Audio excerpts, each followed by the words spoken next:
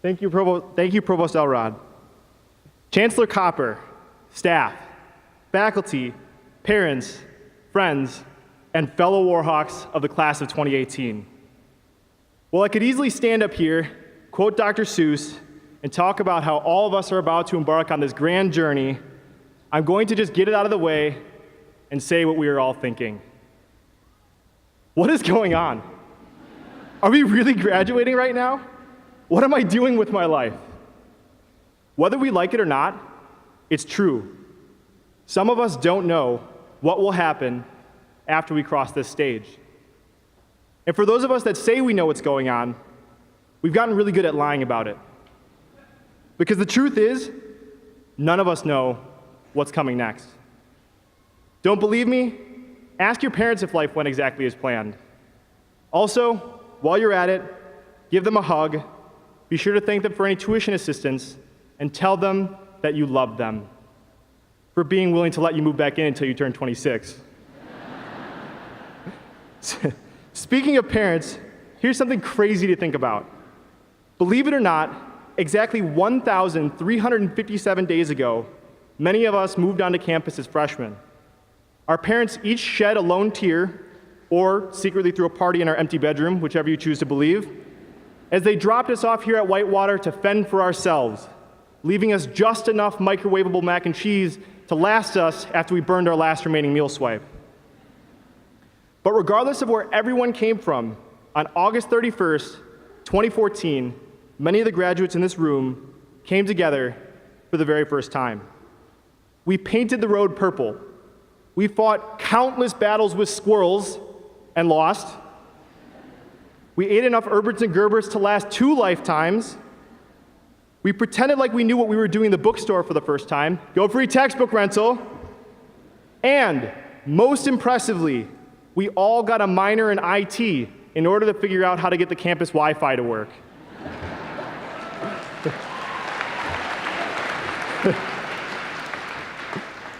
These small shared experiences brought us together. These experiences made us into Warhawks. But being a Warhawk means so much more than having similar experiences, because each and every person in this room has had a completely different outcome. By selecting our majors, choosing what organizations to be involved in, and who to form relationships with, we all crafted our own journey, bringing us to now, sitting here wondering what's next. So what is next? Saying none of us know what's going on isn't exactly helpful or applicable. So let's dive into something tangible, and we'll start with some wisdom from Stoicism. Stoicism, unlike many other philosophies, is very specific and tactical. Stoics believed in focusing only on controlling what can be controlled, which mostly means training ourselves to be more resilient, no matter what life throws at us. To quote one of the most famous Stoics of all time, Seneca, "We suffer more in imagination than in reality." Could it be that the nervousness and anxiety that we all feel right now is nothing but a mental construct? Think about that for a moment.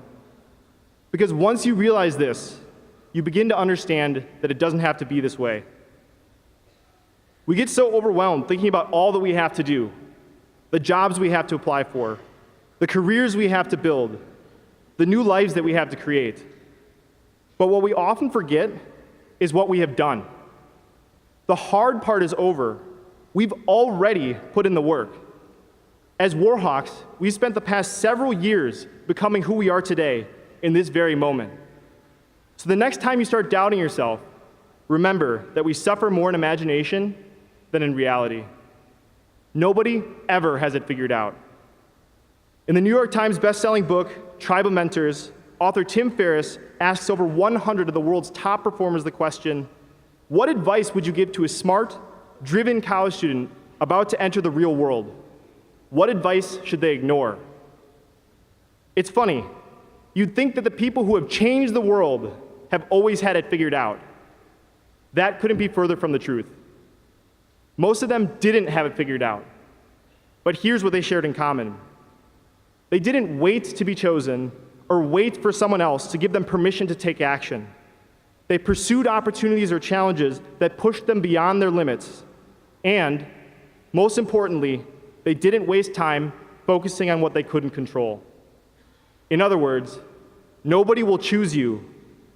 People's investment in you is a reflection of the investment you've made in yourself. What if instead of focusing on what we can't control from the moment we graduate, we take a moment to commit to resilience, happiness, and controlling the only variable that we can, ourselves? What if instead of needing to have it all figured out, we commit to being focused on what is right in front of us?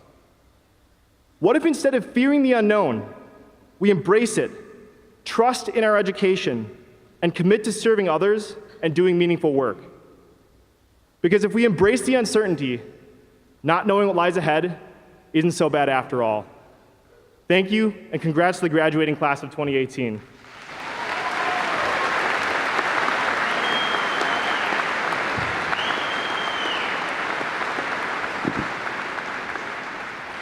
Thank you very much, Brandon, for sharing your insights with us.